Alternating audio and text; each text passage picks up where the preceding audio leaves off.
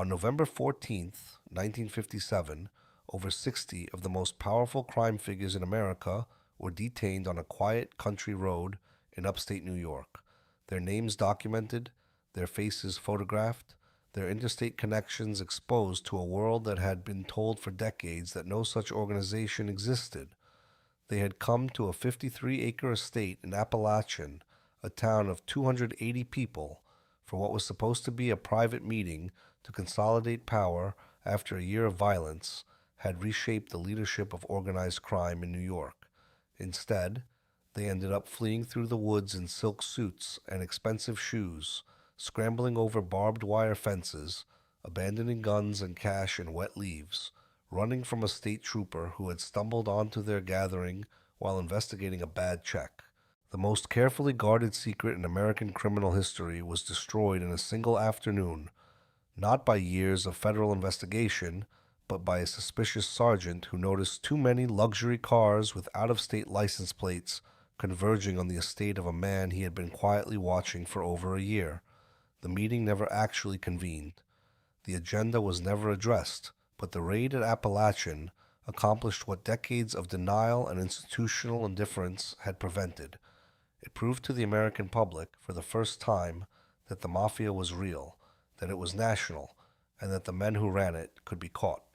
Drop where you are watching from in the comments below. It is genuinely one of the best parts of doing this.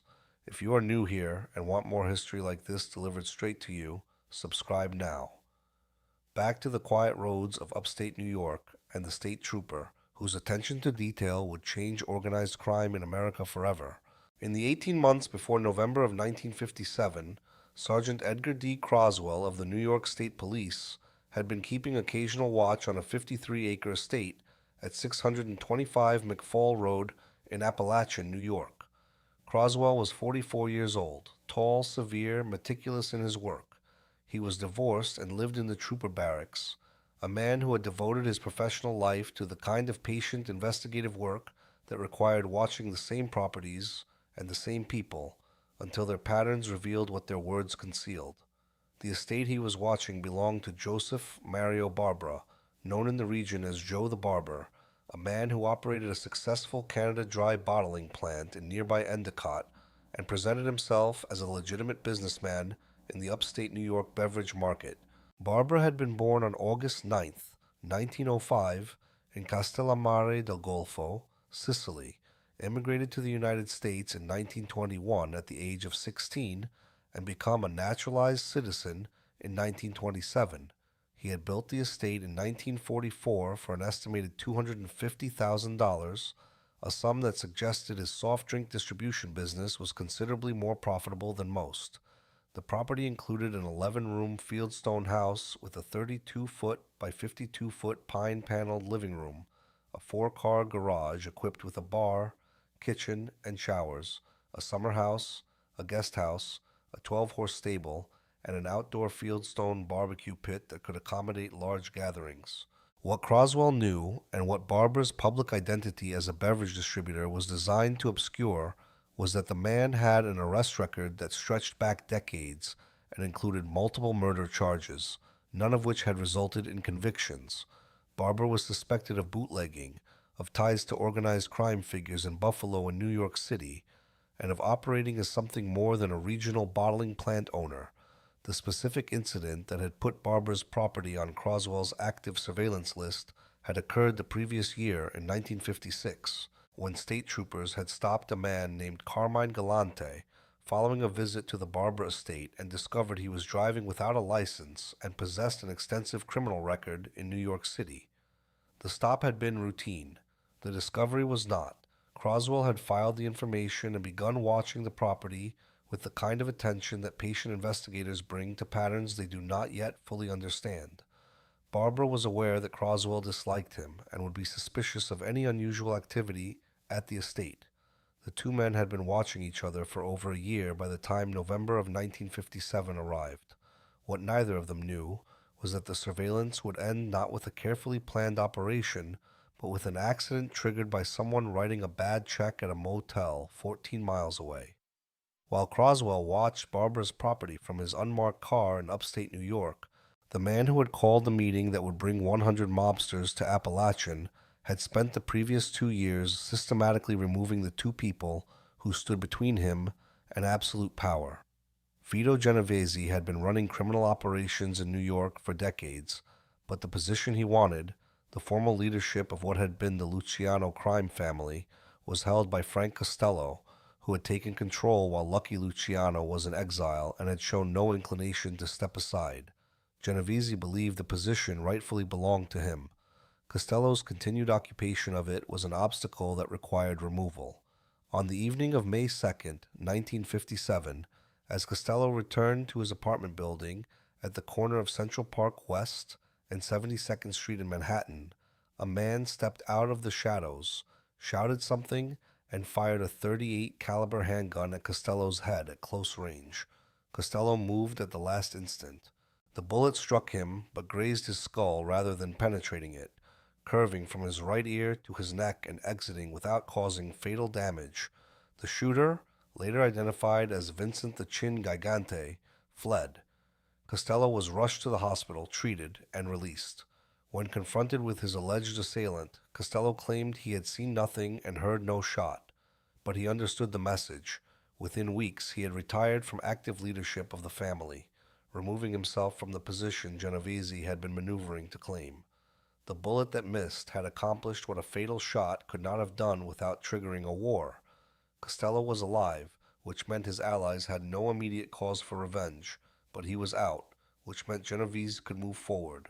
The second obstacle was Albert Anastasia, the boss of what would later be known as the Gambino family, a man whose reputation for violence had earned him the nickname the Mad Hatter, and whose alliance with Costello represented a continuing threat to Genovese's consolidation of power. On October 25, 1957, Anastasia walked into the barber shop of the Park Sheraton Hotel in Manhattan for a shave and a haircut. Two men entered behind him, approached the barber chair where he sat with a hot towel over his face, and opened fire. Anastasia was hit multiple times and died at the scene. The killers escaped. The hit had been ordered by Genovese, executed by men he controlled, and designed to remove the last major figure who could challenge his claim to leadership. Within 3 weeks, Genovese had eliminated or neutralized both of his primary rivals. He had taken control of the Luciano family, which was now being referred to as the Genovese family, in recognition of his position. But the violence that had cleared his path had also created a problem. Both Costello and Anastasia had been powerful men with powerful friends, and those friends were now in a position to turn Genovese's victory into a war that could consume the entire organization. To prevent that, Genovese needed something that violence alone could not provide. He needed the formal approval of the Commission, the interfamily council that had been established after Prohibition to mediate disputes and prevent the kind of all-out warfare that destabilized everyone's operations. He needed the other bosses to recognize his position, to accept the redistribution of Anastasia's operations, and to ratify the new structure of power in New York. That required a meeting. Genovese originally wanted to hold it in Chicago, but Buffalo boss Stefano the Undertaker Magaddino overruled him and suggested Apalachin, despite objections from Chicago outfit boss Sam Giancana. Magaddino delegated the arrangements to Joseph Barber and Russell Bufalino, a northeastern Pennsylvania crime boss who worked closely with Barber. Barber himself had warned Magaddino that holding the meeting at the same location where police had stopped Galante the previous year was dangerous, that Croswell would cause problems if he discovered another gathering. Magaddino said it was too late. The arrangements had been made. The invitations had gone out. The men were already en route. On Wednesday, November 13th, 1957, Sergeant Edgar Croswell and investigator Vincent Vasisco, age 31, walked into the Parkway Motel in Vestal to follow up on a complaint about a bad check. The investigation was routine, the kind of minor fraud case that occupied a significant portion of local law enforcement's daily work. While Croswell was conferring with the motel manager in a back room, a young man entered the lobby and approached the front desk. Croswell made sure he was out of sight and listened as the customer made a reservation. The young man was Joseph Barber Jr., aged 21, and he was reserving not one room but six, requesting keys immediately, but not naming the occupants. He referred to the gathering as a convention of Canada Dry Men. Croswell recognized the name Barbara immediately. He had heard rumors that the elder Barbara was involved in bootlegging and had ties to organized crime figures across the region. The idea that Barber's son was booking six motel rooms for a soft drink convention in the middle of November struck Croswell as worth investigating. He and Vasisco spent the rest of Wednesday, November 13th, conducting surveillance. They watched the Parkway Motel. They watched Barber's Canada Dry Bottling Plant in Endicott. They watched the estate at 625 McFall Road in Appalachin. As evening approached, they observed what Croswell had suspected they would find. Luxury cars with out-of-state license plates were beginning to arrive at the Barber property. The vehicles were expensive, the kind driven by men who had done well in businesses that generated the kind of income most legitimate operations could not match. Croswell made notes on the license numbers he could see from the road. By the time Wednesday night ended, he had enough information to justify calling for assistance. Thursday morning, November 14th, he contacted the Treasury Department's Alcohol and Tobacco Unit and requested support. Two agents, Arthur Houston and Kenneth Brown, agreed to drive up from Binghamton, a 30-minute trip. Croswell also secured permission from his superior to set up formal surveillance on the Barber estate. By late morning, additional details were coming in that confirmed Croswell's instincts. Barber had ordered $432 worth of fancy steaks, veal chops, and hams from Armour and Company in Binghamton. The shipment, weighing 220 pounds, had been sent in specially from Chicago. No one ordered that much meat for a small gathering. Whatever was happening at the estate, it was not a casual social event. Croswell, Vasisco, and the two Treasury agents prepared to drive up McFall Road to observe the property directly. At 12:40, on the afternoon of Thursday, November 14th, 1957, Sergeant Croswell and Investigator Vasisco, accompanied by Treasury agents Arthur Houston and Kenneth Brown, arrived in an unmarked car at the end of McFall Road and looked up the hill toward Joseph Barber's estate. What they saw exceeded anything the bad check investigation and the motel reservations had prepared them for. More than 30 large, expensive cars were parked on the property, their license plates indicating they had come from New York, New Jersey, Ohio, Pennsylvania, and states farther west. The gathering itself was in full progress near the outdoor barbecue pit, where smoke rose from the grill and the smell of roasting meat filled the air. Men in silk suits and expensive shoes, most of them middle-aged or older, stood in clusters around the property, talking, eating, conducting whatever business had brought them 200 miles from New York City to a quiet estate in upstate New York on a Thursday afternoon in November. Croswell and the three men with him were in uniform. The decision to approach openly rather than covertly was tactical. They were not yet certain what laws, if any, were being violated, and their authority to enter the property without a warrant was limited. But they could take down license plate numbers from the road, and that information alone would be valuable. The four officers got out of the unmarked car and began walking along the edge of the property, writing down the registration numbers of the parked vehicles. It took less than 5 minutes for someone inside the house to notice them. Barber's wife looked out a window, saw the uniformed state troopers and federal agents walking among the cars, and recognized immediately what their presence meant. Word spread through the gathering. The police were outside. The police were taking down license numbers. The police were watching. The reaction was not what Croswell expected. These were men who operated in an environment where police attention was a manageable risk, where lawyers and bail bondsmen and cooperative judges formed a system that had insulated them from serious consequence for years. But the visibility itself, the documentation of their presence together in one location, represented a threat that none of them had anticipated. Within minutes, the gathering began to break apart. Men started moving toward their cars. Others began looking toward the woods behind the property, calculating escape routes. Croswell, recognizing that whatever he had stumbled onto was larger than a bad check or a liquor violation, made the decision to retreat and regroup. The four officers returned to their car and withdrew to the end of McFall Road. Vasisco was sent to call for reinforcements. Croswell and one of the Treasury agents remained at the end of the road and began setting up a roadblock. They had no warrant. They had no specific evidence of a crime in progress. What they had was a strong suspicion that the men leaving the estate were worth stopping, identifying, and questioning. Within minutes, the roadblock was in place and word was spreading back at the house. The police were blocking the road. The police were not leaving. And in that moment, 100 of the most powerful criminals in America made the decision that would destroy the invisibility they had spent decades protecting. The flight began the moment word reached the house that the roadblock was in place, and what followed was a scene that would have been absurd if the stakes had not been so high. The men at the Barber estate had two options: attempt to drive out through the roadblock or flee on foot through the fields and woods that surrounded the property. Some chose the first, others chose the second. The chaos that resulted would become the defining image of Appalachin. The first vehicle to reach the roadblock was a small truck driven by Bartolo Guccia, a fish merchant from Endicott who claimed he had been making a delivery at the Barber house. Croswell, not yet certain what he was dealing with and focused on the luxury cars he had seen at the estate, waved Guccia through.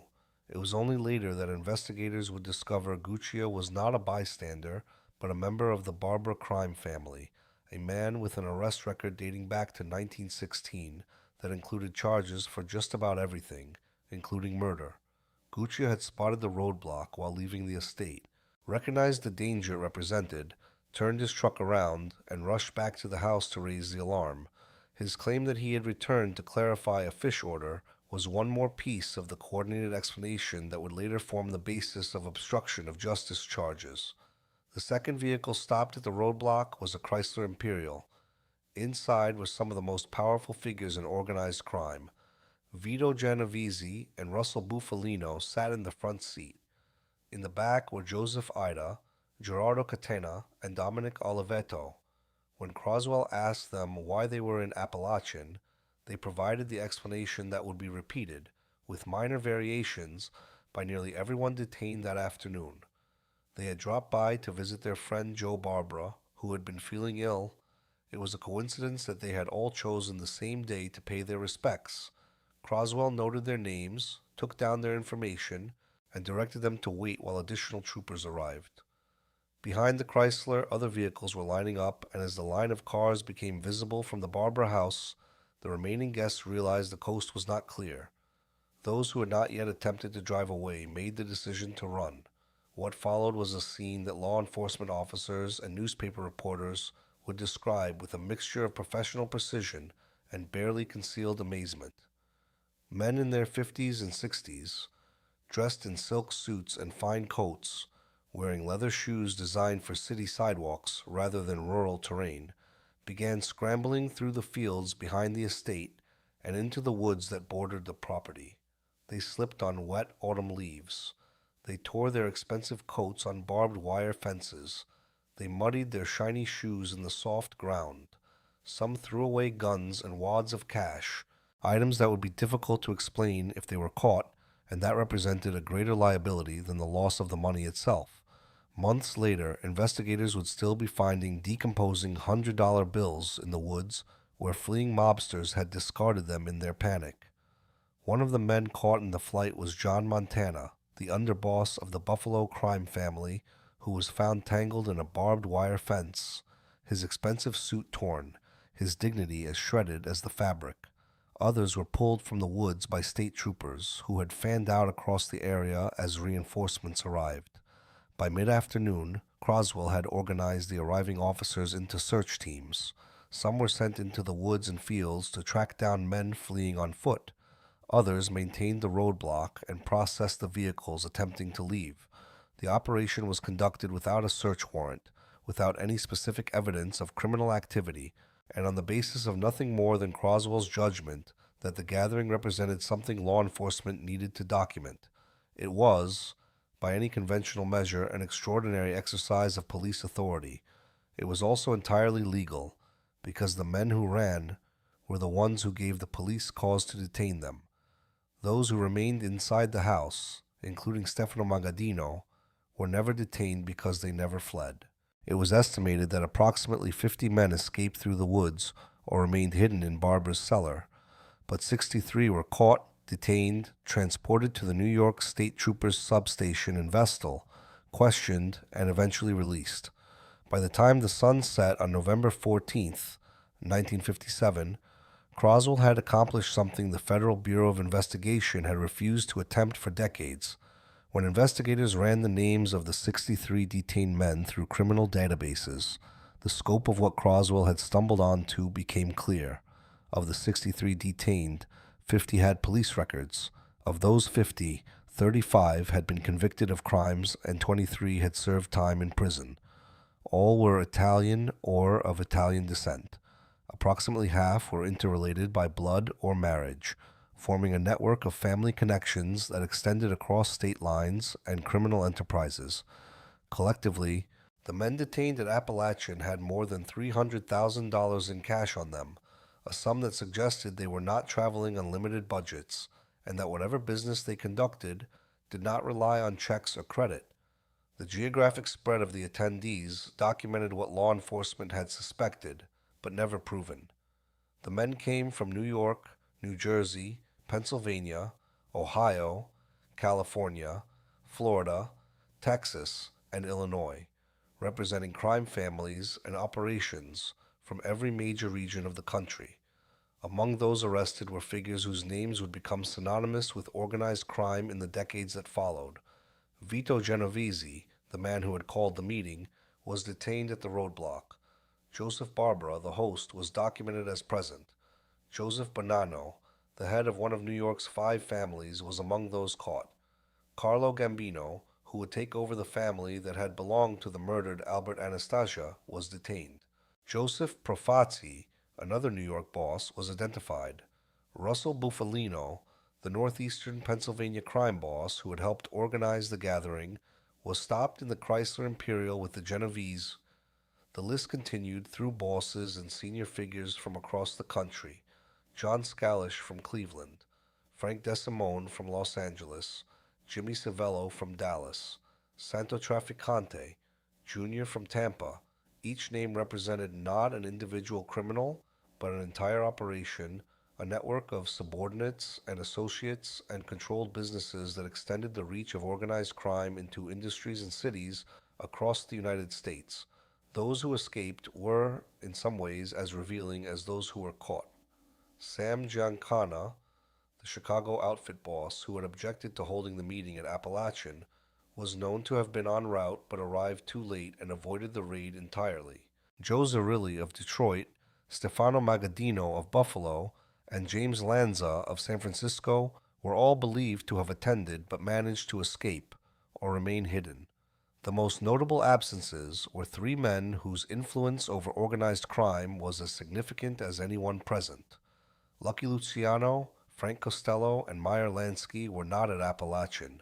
No representatives from Chicago, New Orleans, San Francisco, or Detroit were among those detained, all cities where Costello and Luciano retained significant influence. The pattern of absences would later fuel speculation that the meeting had been a setup, that rivals of Genovese had engineered the exposure to destroy him. Whether by design or accident, the visibility created at Appalachin served interests that were not Genovese's. When questioned at the Vestal substation, the detained men repeated, with only minor variations, the same explanation. They had heard their friend Joe Barber was feeling ill, recovering from a heart attack, and they had dropped by to wish him well. It was mere coincidence that 100 men from across the United States, Italy, and Cuba had all chosen November 14th, 1957, to visit a soft drink bottler in upstate New York. The uniformity of the explanation was so complete that it would later become evidence of the very coordination the men were denying. By Friday morning, the names and faces were in newspapers across the country.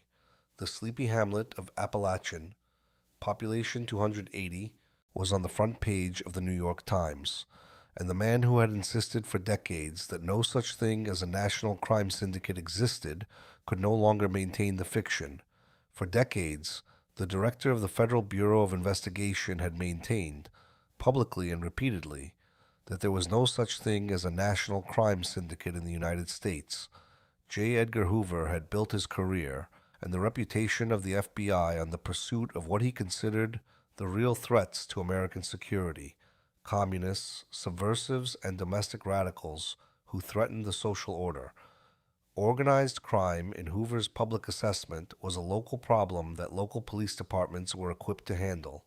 The idea that criminals had organized across state lines into a coordinated national enterprise was, in his view, either exaggerated or entirely fictional.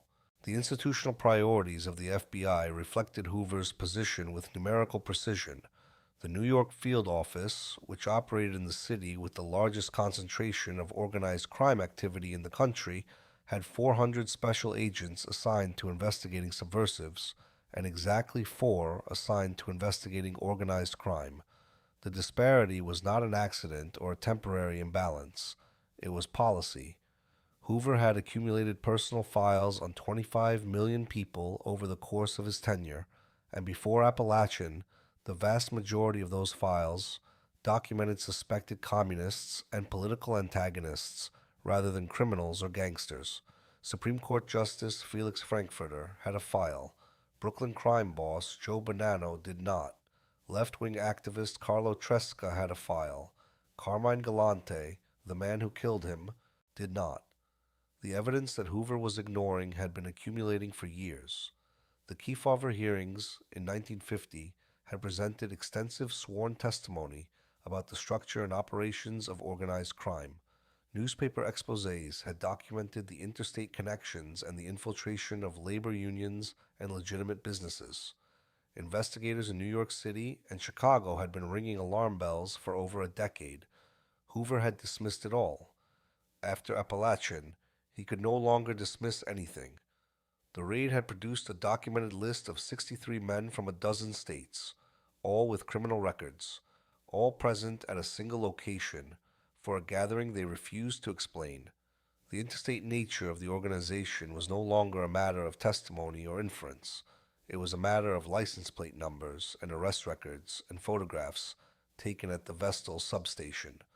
Within 4 days of the raid, on November 18th, 1957, Hoover ordered the creation of an anti-mob initiative and began redirecting FBI resources toward organized crime investigations. The initiative was presented as a new program, but that was not entirely accurate. The Top Hoodlum program had actually been officially launched on August 25th, 1953, over 4 years before Appalachin, as a response to rising concerns about organized crime in major cities. What Appalachin changed was not the existence of the program, but the intensity, visibility, and political necessity of the effort. Hoover could no longer keep the investigations quiet or limited. The exposure had made organized crime a matter of public concern and congressional attention, and the FBI had to respond in a way that matched the scale of what had been revealed. Hoover's instructions to field offices were characteristically precise and characteristically absurd. Every office was directed to prepare a list of 10 top hoodlums in their territory, no more and no less, and to target those individuals for investigation and prosecution. The arbitrary number revealed the limitations of Hoover's commitment. Organized crime was being addressed not because the FBI had suddenly developed institutional expertise or genuine interest, but because political necessity required a visible response. The field office in Butte, Montana, faced with the directive to identify 10 top hoodlums, desperately searched for candidates and finally submitted a list of 10 local juvenile delinquents, vowing a full investigation of their criminal activities. Headquarters praised Butte for its diligence. Hoover also authorized the use of illegal wiretaps to gather intelligence on organized crime figures, a significant expansion of investigative methods that would later become one of the most controversial aspects of FBI operations during his tenure. The response was real, but it was grudging, limited, and shaped more by the need to avoid further embarrassment than by any genuine strategic commitment to dismantling the organizations that had been exposed at Appalachin. Hoover's response, however grudging, paled beside the attention that a different federal institution was about to bring to the men whose names Croswell had documented. The Senate Select Committee on Improper Activities in Labor and Management had been investigating union corruption. After Appalachin, it had a new target. The arrests at Appalachin produced one of the most comprehensive conspiracy prosecutions ever brought against organized crime figures, and one of the most complete legal failures. 20 of the men who had been detained at the Barber estate were charged with conspiring to obstruct justice by lying about the nature of the meeting. The indictment was brought in federal court and represented the government's attempt to criminalize not the meeting itself, which was not illegal, but the coordinated refusal to explain what the meeting had been for. The prosecution's theory rested on a narrow time frame and a disputed interpretation of criminal intent. The government contended that in the 40 minutes between the moment when Barber's wife spotted the police cars outside the house and the moment when the mass exodus began, the mobsters had hatched a conspiracy to tell the same false story to investigators. The similarity of their statements, the implausibility of the coincidence they all claimed, and the coordinated nature of their explanations were offered as evidence that an illegal agreement had been formed. The government pointed to specific contradictions in the defendants' accounts. All claimed they had come to visit a sick friend, but Barber had 200 pounds of steak in his freezer, an amount inconsistent with an unexpected gathering. Some defendants claimed they had arrived on Thursday, but witnesses placed them at the estate on Wednesday. The arrangements for the meeting had been made days in advance, not spontaneously. The trial was held before Judge Irving Kaufman, and the jury returned guilty verdicts in January of 1959. The defendants were fined up to $10,000 each and given prison sentences ranging from 3 to 5 years. It appeared for a brief moment that the legal system had accomplished what the raid itself could not, holding the men accountable for their presence at Appalachin. The appearance did not last. The defendants appealed to the Second Circuit Court of Appeals, and in 1960, the appellate court reversed every conviction. The legal reasoning was precise and, from the perspective of criminal law, difficult to dispute. The court held that conscious parallelism does not constitute a conspiracy. The fact that the defendants had all told similar stories did not prove they had agreed to tell those stories. The coordination could have been the result of shared interests and common sense, rather than an illegal agreement. The court also found that the government had failed to prove the mobsters had any reason to anticipate they would be called to testify under oath about the events of that day, which undercut the claim that they had conspired to commit perjury or obstruct justice. The legal outcome was a complete failure. All 20 defendants were freed. The fines were vacated. The prison sentences were never served. But the symbolic outcome was something different. The legal cases had failed, but the damage Appalachin had done to the organization was not measured in convictions. It was measured in visibility. The names had been documented. The connections had been exposed. The interstate nature of the organization had been proven beyond any reasonable dispute. The invisibility that had protected organized crime for half a century had been destroyed, and no appellate court could restore it. The men who had been convicted and then freed walked out of the legal system without serving the sentences Judge Kaufman had imposed. But the consequences of having been at Appalachin on November 14th, 1957, did not end with their acquittals. The host and the organizer paid for Appalachin in different ways, but both payments came quickly, and neither man lived to see the organization they had exposed recover the invisibility it had lost. Joseph Barber faced immediate legal and financial consequences that compounded with devastating speed. He was investigated by law enforcement and indicted for refusing to testify before a grand jury about what had transpired at his home on November 14th. He was charged in 1959 with income tax evasion and submitting fraudulent corporation tax forms. His business interests, which had provided both his public identity and his actual income, collapsed. He lost his lucrative bottling contract with Canada Dry, the business that had made him a wealthy man and given him the legitimate cover he needed to operate. He lost his liquor license. the man who had built a $250,000 estate and operated one of the most successful beverage distribution operations in upstate New York, was suddenly without the income that had sustained both. Barber's health, which had never been strong, deteriorated rapidly under the pressure. On May 27, 1959, he suffered a heart attack. He spent the next 2 years avoiding legal proceedings by claiming he was too ill to testify, a claim his medical condition supported. Finally, after 2 years of delays, he was compelled to appear before a state Supreme Court commission to answer questions about the Apalachin Meeting. Less than a month after that forced testimony, on June 17, 1959, Barber suffered a second heart attack at Wilson Memorial Hospital in Johnson City, New York. He died at age 54. The man who had warned Stefano Magaddino that holding the meeting at Appalachin was dangerous, that Croswell would cause problems, had been proven correct in ways that cost him everything. Vito Genovese, the man who had called the meeting to consolidate his power, faced a different set of consequences that took longer to arrive but proved equally final.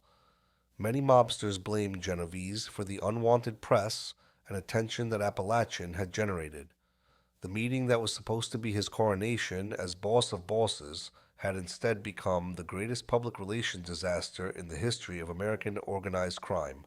The theory that the meeting had been a setup, designed by Genovese's rivals to destroy him, was supported by circumstantial evidence that was difficult to ignore. Luca Luciano, Frank Costello, and Meyer Lansky had all been conspicuously absent. Representatives from cities where those men retained influence had either not attended or had not been caught. Whether the setup theory was true or whether Genovese had simply miscalculated, the result was the same. He was blamed, and his enemies moved quickly to capitalize on his vulnerability. Luciano and Carlo Gambino allegedly helped pay part of $100,000 to a Puerto Rican drug dealer named Nelson Contellops to provide false testimony implicating Genovese in a narcotics deal. On July 7, 1958, less than 8 months after Appalachin, Genovese was indicted on charges of conspiring to import and sell narcotics. The star witness at trial was Contellops, who claimed Genovese had met with him to discuss drug trafficking. On April 4, 1959, Genovese was convicted in New York of conspiracy to violate federal narcotics laws. On April 17, 1959, he was sentenced to 15 years in the Atlanta Federal Penitentiary. Genovese attempted to run his crime family from prison, relaying orders through intermediaries and maintaining his authority over the organization he had fought so hard to control. But the freedom he had enjoyed, the ability to operate visibly in New York while law enforcement looked the other way, was gone. He would spend the rest of his life behind bars. On February 14, 1969, Valentine's Day, Vito Genovese died in prison at the age of 71. The coronation that was supposed to establish him as boss of bosses had instead marked the beginning of his end. While Barbara and Genovese paid with their lives and their freedom, the organization they had tried to coordinate at Appalachin faced consequences that extended well beyond individual prosecutions. The exposure had broken something that could not be repaired. The exposure at Appalachin changed not just individual prosecutions, but the institutional relationship between organized crime and federal law enforcement, and the most consequential shift came not from the FBI, but from Congress. Before the Appalachin raid, the Senate Select Committee on Improper Activities in Labor and Management, commonly known as the McClellan Committee, had concentrated its investigative efforts on corruption in organized labor. The committee's chief counsel was Robert Kennedy, a young attorney who brought relentless energy and a prosecutorial temperament to the work of exposing how criminal organizations had infiltrated unions and manipulated labor disputes for profit. After Appalachin, the committee shifted its attention from labor corruption to organized crime itself, and Kennedy used the documented evidence from the raid as proof of a national conspiracy that demanded federal intervention. The hearings that followed were extensive and public. Hundreds of hours of testimony were taken. Kennedy's questioning was relentless, designed not just to extract information, but to expose the extent of corruption and violence that organized crime had embedded in American economic and political life. The mobsters who were called to testify invoked the Fifth Amendment with such frequency that the refusal to answer became its own form of evidence. The hearings did not produce immediate prosecutions, but they accomplished something more durable. They created a public record of organized crime structure, operations, and reach that could not be dismissed or denied. Kennedy became so convinced that his work had damaged organized crime that he later believed his brother's assassination in 1963 was revenge for the crusade he had led. Whether that belief was accurate or not, the intensity of his conviction reflected the scale of what the McClellan Committee had attempted. The immediate institutional impact of Appalachin extended into the operational structure of organized crime itself. As a direct result of the exposure, the membership books to become a made man in the mob were closed. No new members would be inducted until the organization felt secure enough to resume the formal ceremonies that brought men into the inner circle. The books remained closed until 1976, nearly 2 decades after the raid. The decision to freeze membership was a defensive measure, an acknowledgement that the visibility created at Appalachin had made the organization vulnerable in ways that required caution and restraint. The long-term impact reached even further. The raid at Appalachin laid the groundwork for the Racketeer-Influenced and Corrupt Organizations Act, known as RICO, which was passed in 1970 and gave federal prosecutors the legal tools to target entire criminal enterprises rather than individual crimes. The act allowed the government to prosecute the leaders of organizations for the crimes committed by their subordinates, to seize assets obtained through racketeering, and to impose enhanced penalties on those convicted under its provisions. The RICO prosecutions of the 1980s and 1990s, which devastated the 5 families and sent dozens of bosses and senior figures to prison for life, were built on legal authority that traced back to the institutional changes triggered by Appalachin. The visibility created on November 14, 1957, provided the basis for Joe Valachi's testimony before Congress in 1963, the first time a made member of the Mafia had publicly described the organization's structure and operations. Valachi's testimony confirmed what Appalachin had suggested and what the McClellan Committee had documented. The organization was real, it was national, it was hierarchical, and it could be infiltrated, understood, and prosecuted. Not everyone who had been blamed for the disaster at Appalachin escaped retaliation. After the publicity subsided, someone attempted to kill Stefano Magaddino, the Buffalo boss who had suggested the Appalachin location and overruled the objections of those who thought it was too risky. A grenade was tossed through the window of his home on Dana Drive in the Buffalo suburb of Lewiston. The grenade failed to detonate, and Magaddino survived, but the message was clear. Genovese and Sam Giancana blamed him for the trouble surrounding the organization after Appalachin, and someone had decided he should pay for it. The organization that had gathered at 625 McFall Road would spend the next 4 decades fighting the visibility that single afternoon had created. The property itself had a different fate. In May of 1959, less than 2 years after the raid, Joseph Barber's estate at 625 McFall Road was sold to LaRue, Quick of Endwell, for $50,000 in cash and an $80,000 mortgage. Quick, a local builder, had a vision for the property that reflected both the notoriety of what had happened there and a spectacularly misjudged sense of what the local community would tolerate. He proposed turning the estate into a tourist attraction. His plans, developed in partnership with Vestal realtor Russell C. Terry, included a lake, parks, a driving range, a swimming pool, a short order stand offering soft drinks and hot dogs, a modern deluxe motel, and a restaurant. At the front of the property, Quick envisioned a plaque that would proclaim Appalachin, where crime met its Waterloo. The development would bring a tax-paying venture into the community and employ approximately 35 local people. Quick and Terry believed they were offering both a business opportunity and a historical attraction. The local residents of Appalachin did not share their enthusiasm. Many thought the idea of turning the site of the Mafia's most embarrassing disaster into a commercial enterprise was disgusting, inauthentic, and a disturbance of the peace and quiet they had enjoyed before. November 14th, 1957, had put their town on the front page of every newspaper in the country. The residents fought to prevent Quick from obtaining the necessary rezoning of the property from residential to commercial. The town of Owego denied the rezoning request. Quick appealed the decision to the state of New York, and the state overturned the town's denial. On April the 24th, 1960, the estate was opened to the public for tours. The reality of what Quick had built fell far short of his original vision. There was no lake, there was no driving range, there was no swimming pool, there was no restaurant. What visitors found was a house they could tour for $1 and grounds they were welcome to walk.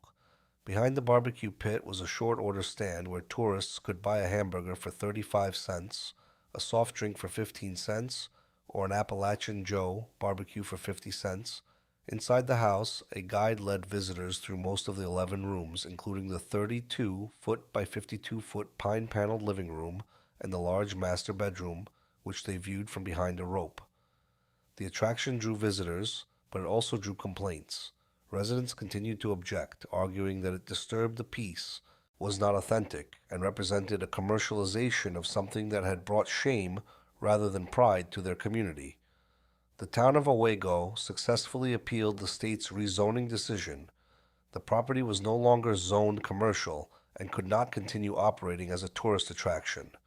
Quick sold the estate the following year. In 1961, the property was purchased by Walter Gardner, Jr. for an estimated $125,000. It changed hands again when it was bought by Douglas Burt, the owner of Burt's department store in Endicott. Today, the property at 625 McFall Road operates as Hidden Farm, a horseback riding facility offering boarding and lessons.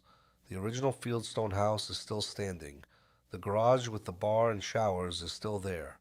The grounds where 100 mobsters gathered around a barbecue pit and then fled through the woods when a state trooper arrived are now used for equestrian activities that have nothing to do with the history the property carries.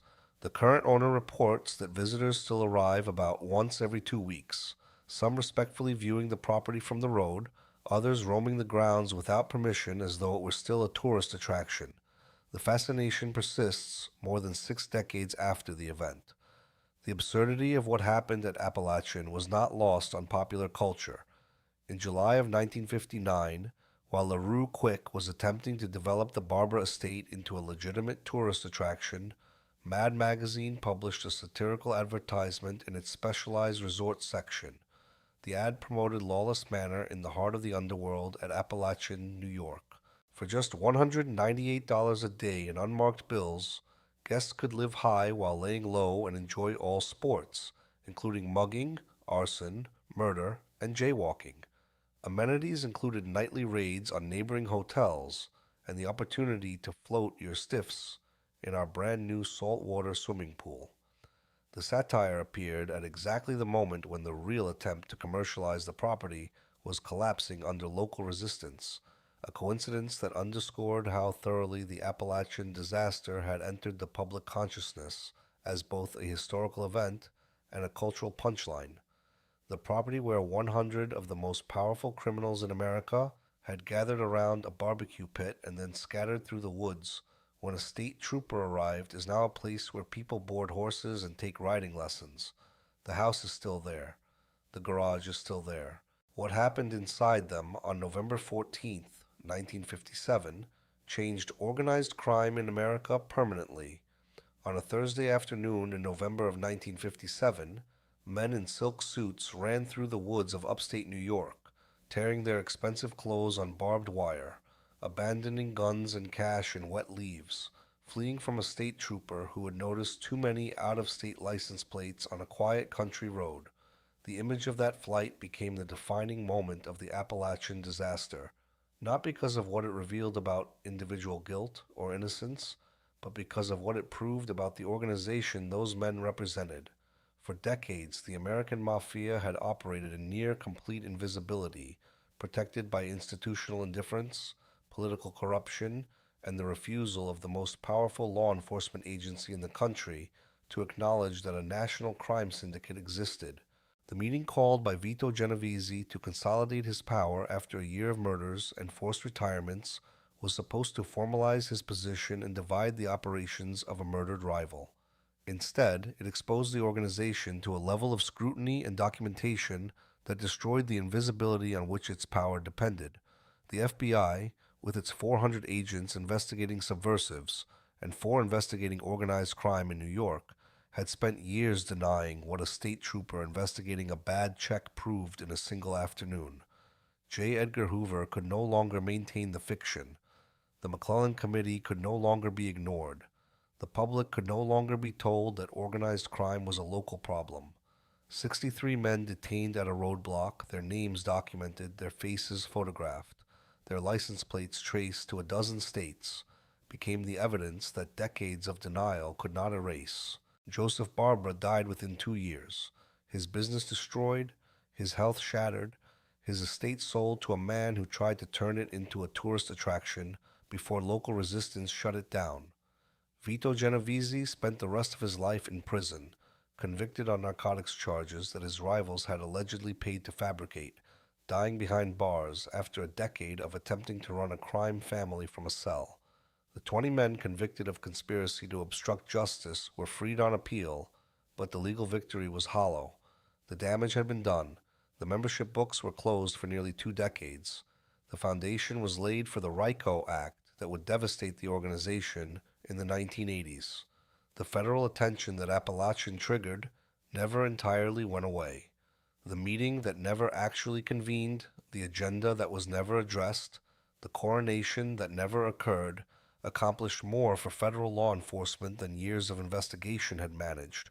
Not because of what was said or decided at the Barber estate, but because the attempt to hold the meeting exposed the existence of what was supposed to remain hidden. A bad check investigation led to a motel reservation. A motel reservation led to surveillance. Surveillance led to a roadblock. A roadblock led to a flight. And the flight led to the documentation that proved the American Mafia was real, that it was national, and that the men who ran it could be caught.